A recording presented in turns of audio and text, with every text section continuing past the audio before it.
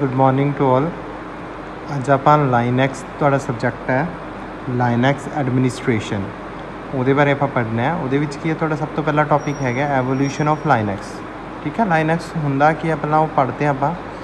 लाइनैक्स is an open source operating system like other operating system such as Microsoft Windows, Apple Mac OS, iOS, Google Android etcetera. ठीक है, कहते लाइनैक्स की है एक open source operating system है। जिमें तुसी पहला सुनिया विंडोज़ बारे सुनिया होएगा, एंड्रॉयड बारे तुसी लास्ट तुहाडा क्लास दे विच सबजैक्ट सी। ठीक है, iOS हुंदे ने जिहड़े एप्पल दे फोन हुंदे ने। ठीक है, ये जिमें ये ऑपरेटिंग सिस्टम ने एवें एक लाइनैक्स नाम दा ऑपरेटिंग सिस्टम हुंदा है। ठीक है, हुण ऑपरेटिंग सिस्टम की हुंदा है? Operating system is a software that enables the communication between computer hardware and software.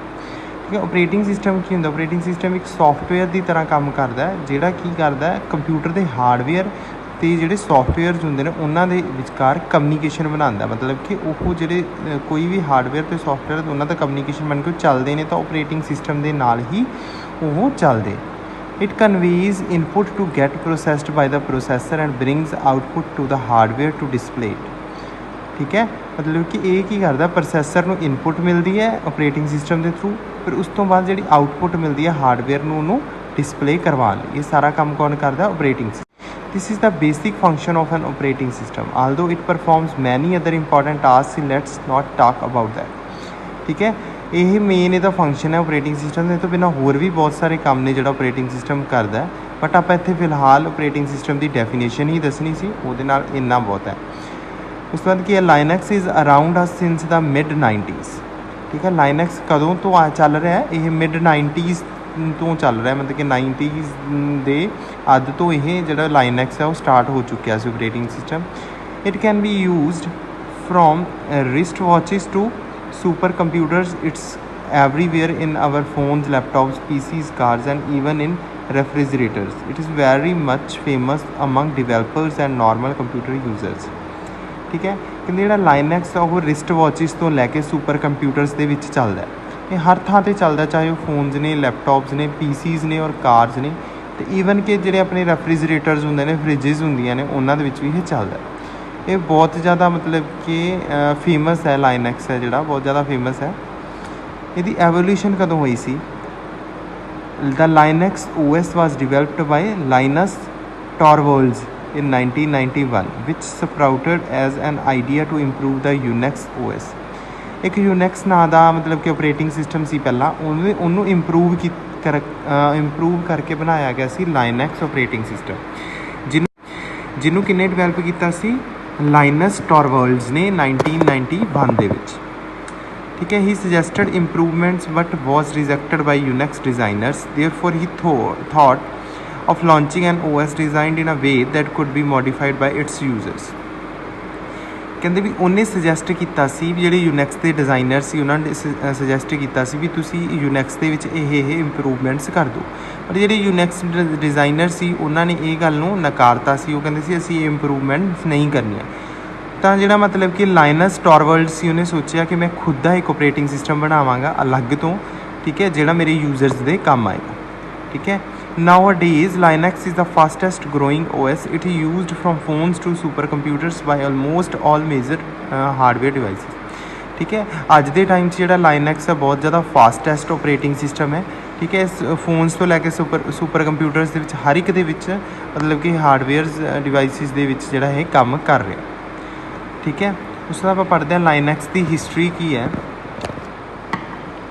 ठीक है, सब तो पहला आप पढ़ांगे एवोल्यूशन ऑफ कंप्यूटर की एवोल्यूशन कदों हुई सी? In earlier days computers were as big as houses और पार्क्स। ठीक है, so you can imagine how difficult it was to operate them. ठीक है, कहते मतलब कि जो पुराने टाइम से पुराने टाइम के कंप्यूटर से बहुत ज़्यादा वड्डे सी। ठीक है, चाहे वो हाउसिस ला लीए चाहे पार्क्स के ला लीए, भी उत्थे सी जिहड़े उन्होंने ऑपरेट करना बहुत औखा हुंदा सी।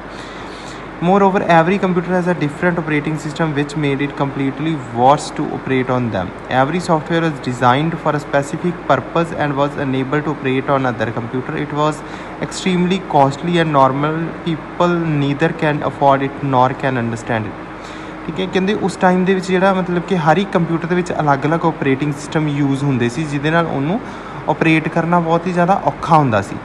ਅਤੇ ਕੋਈ ਵੀ ਮਤਲਬ ਕਿ ਜਿਹੜੇ ਸੋਫਟਵੇਅਰਸ ਨੇ ਜਾਂ ਮਤਲਬ ਕਿ ਕੰਪਿਊਟਰ ਨੂੰ ਆਪਰੇਟ ਕਰਨ ਲਈ ਵੀ ਆਪਾਂ ਉੱਤੇ ਚਲਾ ਨਹੀਂ ਸੀ ਸਕਦੇ ਹੁੰਦੇ, ਕਿਉਂਕਿ ਉਹ ਬਹੁਤ ਜ਼ਿਆਦਾ ਕੋਸਟਲੀ ਹੁੰਦਾ ਸੀ। ਇੱਕ ਤਾਂ ਮਹਿੰਗਾ ਬਹੁਤ ਜ਼ਿਆਦਾ ਹੁੰਦਾ ਸੀ, ਇੱਕ ਮਤਲਬ ਕਿ ਨੋਰਮਲ ਜਿਹੜੇ ਪੀਪਲ ਸੀ ਉਹਨਾਂ ਨੂੰ ਉਹਨੂੰ ਖਰੀਦਣਾ ਅਤੇ ਉਹਨੂੰ ਸਮਝ ਕੇ ਕੰਮ ਕਰਨਾ ਉਹਦੇ 'ਤੇ ਔਖਾ ਸੀ। ਠੀਕ ਹੈ। ਉਸ ਤੋਂ ਬਾਅਦ ਐਵੋਲਿਊਸ਼ਨ ਹੋਈ ਯੂਨੈਕਸ ਦੀ। ਯੂਨੈਕਸ ਆਇਆ ਇਨ 1969 ਦੇ ਵਿੱਚ। A team of developers of Bell Labs started a project to make a common software for all the computers and named it as Unix. ਠੀਕ ਹੈ। 1961 ਦੇ ਵਿੱਚ ਇੱਕ ਡਿਵੈਲਪਰਸ ਦੀ ਟੀਮ ਸੀ ਜਿਹੜੀ ਬੈਲ ਲੈਬਸ ਦੇ ਵਿੱਚ, ਉਹਨਾਂ ਨੇ ਕੀ ਕੀਤਾ, ਇੱਕ ਪ੍ਰੋਜੈਕਟ ਸਟਾਰਟ ਕੀਤਾ ਜਿਹਦੇ 'ਚ ਉਹਨਾਂ ਨੇ ਕਾਮਨ ਸੋਫਟਵੇਅਰਸ ਲਏ ਕੰਪਿਊਟਰਸ ਵਾਸਤੇ, ਜਿਹਨੂੰ ਉਹਨਾਂ ਨੇ ਨਾਮ ਦਿੱਤਾ ਯੂਨੈਕਸ ਦਾ। ਇਹ ਕਿਸੇ ਸਿੰਪਲ ਸੀ, ਐਲੀਗੈਂਟ ਸੀ, used C language instead of assembly language and its code was recyclable. ਠੀਕ ਹੈ। ਕਹਿੰਦੇ ਸੀ ਲੈਂਗੁਏਜ ਨੂੰ ਉਹਨਾਂ ਨੇ ਯੂਜ਼ ਕੀਤਾ ਇਹਦੇ ਵਿੱਚ, ਅਤੇ ਇਹਦਾ ਜਿਹੜਾ ਕੋਡ ਸੀ ਉਹ ਰੀਸਾਈਕਲੇਬਲ ਸੀ, ਮਤਲਬ ਕਿ ਆਪਾਂ ਇਹਨੂੰ ਦੁਬਾਰਾ ਵੀ ਮਤਲਬ ਕਿ ਉਹਨੂੰ ਐਡਿਟ ਕਰ ਸਕਦੇ ਸੀ। As it was recyclable, a part of its code now commonly called kernel was used to develop the operating system and other functions and could be used as different systems. Also its source code was open source.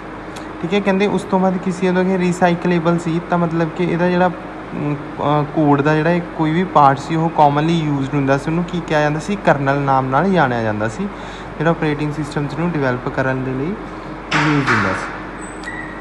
ਠੀਕ ਹੈ।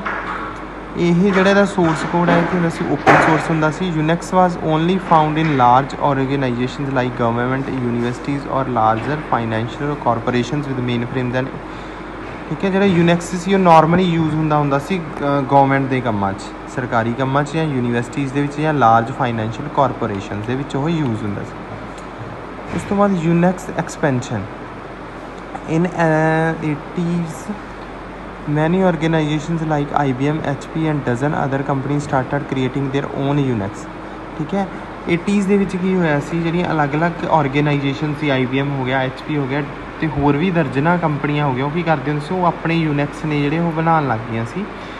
ਅਤੇ ਇਹਦੇ 'ਚ ਮਤਲਬ ਕਿ ਯੂਨੈਕਸ ਡਾਇਲੈਕਟਸ ਦੇ ਵਿੱਚ ਮਤਲਬ ਕਿ ਮੈਸ ਬਣ ਗਿਆ ਸੀ, ਮਤਲਬ ਕਿ ਬਹੁਤ ਜ਼ਿਆਦਾ ਯੂਨੈਕਸ ਜਦੋਂ ਆਪਰੇਟਿੰਗ ਸਿਸਟਮ ਆ ਗਏ ਸੀ ਤਾਂ ਉਹਨਾਂ ਨੂੰ ਖਰੀਦਣਾ ਜਾਂ ਉਹਨਾਂ ਨੂੰ ਚਲਾਉਣਾ ਬਹੁਤ ਮੁਸ਼ਕਿਲ ਹੋ ਗਿਆ ਸੀ। ਉਸ ਤੋਂ ਬਾਅਦ 1983 ਦੇ ਵਿੱਚ ਰਿਚਰਡ ਸਟੇਲਮੈਨ ਉਹਨੇ ਡਿਵੈਲਪ ਕੀਤਾ ਸੀ GNU project with the goal to make it freely available Unix like operating system and so to be used by everyone, but his project failed in gaining popularity. Many other Unix-like operating system came into existence, but none of them was able to gain popularity। ਕਹਿੰਦੇ ਉਸ ਤੋਂ ਬਾਅਦ ਜਿਹੜੇ ਬੰਦਾ ਸੀ 1983 ਦੇ ਵਿੱਚ Richard ਸਟਾਲਮੈਨ, ਉਹਨੇ develop ਕੀਤਾ ਸੀ ਇੱਕ GNU ਨਾਮ ਦਾ ਪ੍ਰੋਜੈਕਟ, ਜਿਹਦੇ 'ਚ ਕੀ ਸੀ, ਉਹਨੇ ਮਤਲਬ ਕਿ ਯੂਨੈਕਸ ਨੂੰ ਇੱਕ ਫ੍ਰੀਲੀ ਮਤਲਬ ਕਿ ਫ੍ਰੀ ਦੇ ਵਿੱਚ ਮਤਲਬ ਕਿ ਆਪਰੇਟਿੰਗ ਸਿਸਟਮ ਬਣਾਇਆ ਸੀ, ਜਿਹਦਾ ਮਤਲਬ ਕਿ ਹਰ ਇੱਕ ਬੰਦਾ ਉਹਨੂੰ ਯੂਜ਼ ਕਰ ਸਕਦਾ ਸੀ। ਬਟ ਕਹਿੰਦੇ ਵੀ ਉਹਨੂੰ ਉਸ ਕੰਮ ਦੇ ਵਿੱਚ ਪੋਪੂਲੈਰਿਟੀ ਨਹੀਂ ਮਿਲੀ। ਉਹਦਾ ਯੂਜ਼ ਤਾਂ ਬਹੁਤ ਹੋਇਆ ਪਰ ਉਹਨੂੰ ਮਤਲਬ ਕਿ ਇੱਕ ਪੋਪੂਲਰ ਨਹੀਂ ਹੋਇਆ, ਉਹ ਜਿਹੜਾ ਉਹਦਾ ਆਪਰੇਟਿੰਗ ਸਿਸਟਮ ਸੀ ਉਹ ਪੋਪੂਲਰ ਨਹੀਂ ਹੋਇਆ। ਠੀਕ ਹੈ। ਉਸ ਤੋਂ ਬਾਅਦ ਕੀ ਹੋਇਆ, ਉਸ ਤੋਂ ਬਾਅਦ ਲਾਈਨੈਕਸ ਆਇਆ। ਲਾਈਨੈਕਸ ਦੀ ਕੀ ਸੀ, ਇਨ 1991 ਦੇ ਵਿੱਚ ਲਾਈਨਸ ਟੋਰਵਲਡਸ ਸੀ, ਇੱਕ ਸਟੂਡੈਂਟ ਸੀ ਯੂਨੀਵਰਸਿਟੀ ਆਫ ਹੈਲਸਿੰਕੀ ਫਿਨਲੈਂਡ ਦੇ ਵਿੱਚ। ਠੀਕ ਹੈ। ਉਹਨੇ ਕੀ ਕੀਤਾ, ਇੱਕ ਸੋਚਿਆ ਵੀ ਮਤਲਬ ਕਿ ਯੂਨੈਕਸ ਦਾ ਮਤਲਬ ਕਿ ਉਹ ਕੀ ਚਾਹੁੰਦਾ ਸੀ ਵੀ ਉਹਨੇ ਆਪਣਾ ਕੋਡ ਲਿਖ ਕੇ ਇੱਕ ਅਕੈਡਮਿਕ ਵਰਜ਼ਨ ਬਣਾਇਆ, ਜਿਹੜਾ ਮਤਲਬ ਕਿ ਫ੍ਰੀਲੀ ਯੂਜ਼ ਕੋਈ ਵੀ ਬੰਦਾ ਉਹਨੂੰ ਯੂਜ਼ ਕਰ ਸਕਦਾ ਸੀ। ਠੀਕ ਹੈ। ਉਹ ਜਿਹੜਾ ਬਾਅਦ ਦੇ ਵਿੱਚ ਲੇਟਰ ਇਹ ਪ੍ਰੋਜੈਕਟ ਸੀ ਜਿਹੜਾ ਉਹ ਕੀ ਬਣ ਗਿਆ, ਉਹ ਲਾਈਨੈਕਸ ਕਰਨਲ ਦੇ ਨਾਮ ਨਾਲ ਜਾਣਿਆ ਜਾਣ ਲੱਗਾ। ਉਹਨੇ ਇਹ ਪ੍ਰੋਗਰਾਮ ਲਿਖਿਆ ਸੀ, ਉਹਨੇ ਆਪਣੇ ਕੰਪਿਊਟਰ ਦੇ ਵਿੱਚ ਪ੍ਰੋਗਰਾਮ ਲਿਖਿਆ ਸੀ। He wanted to use Unix 386 Intel computer but could not afford it. ਠੀਕ ਹੈ। ਉਹ ਚਾਹੁੰਦਾ ਸੀ ਵੀ ਯੂਨੈਕਸ 386 ਮਤਲਬ ਕਿ ਇੰਟੈਲ ਕੰਪਿਊਟਰ ਉਹਦੇ ਕੋਲ ਹੋਵੇ, ਪਰ ਉਹ ਮਤਲਬ ਕਿ ਉਹਨੂੰ ਬਾਏ ਨਹੀਂ ਸੀ ਕਰ ਸਕਦਾ, ਅਫੋਰਡ ਨਹੀਂ ਸੀ ਕਰ ਸਕਦਾ। He did it on Minix using GNU C compiler. ਉਹਨੇ ਮਿਨਿਕਸ ਦੇ ਉੱਪਰ ਇਹ ਜਿਹੜਾ GNU C ਕੰਪਾਈਲਰ ਯੂਜ਼ ਕਰਕੇ ਇਹ ਕੋਡ ਸੀ ਜਿਹੜਾ ਉਹ ਲਿਖਿਆ ਸੀ। GNU C compiler is still the main choice to compile Linux code, but other compilers are also used like Intel C compiler. ਠੀਕ ਹੈ। ਬਟ ਮਤਲਬ ਕਿ ਲਾਈਨੈਕਸ ਕੋਡ ਤੋਂ ਬਿਨਾਂ ਹੋਰ ਕੰਪਾਈਲਰ ਸੀ ਜਿਹੜੇ ਉਹ ਹੋਰ ਵੀ ਇੰਟੈਲ C ਕੰਪਾਈਲਰ ਨੂੰ ਜ਼ਿਆਦਾ ਯੂਜ਼ ਕਰ ਸਕਦੇ ਸੀ। He started it just for fun but ended up with such a large project. Firstly, he wanted to name it as Frex, but later it became Linux. ਉਹਨੇ ਇੱਕ ਆਪਣੀ ਮਤਲਬ ਕਿ ਸ਼ੌਂਕ ਦੇ ਲਈ ਇਹ ਸੌਫਟਵੇਅਰ ਜਿਹੜਾ ਸੀ ਬਣਾਇਆ ਸੀ, ਬਟ ਉਹ ਅੱਗੇ ਜਾ ਕੇ ਬਹੁਤ ਵੱਡਾ ਪ੍ਰੋਜੈਕਟ ਬਣ ਗਿਆ।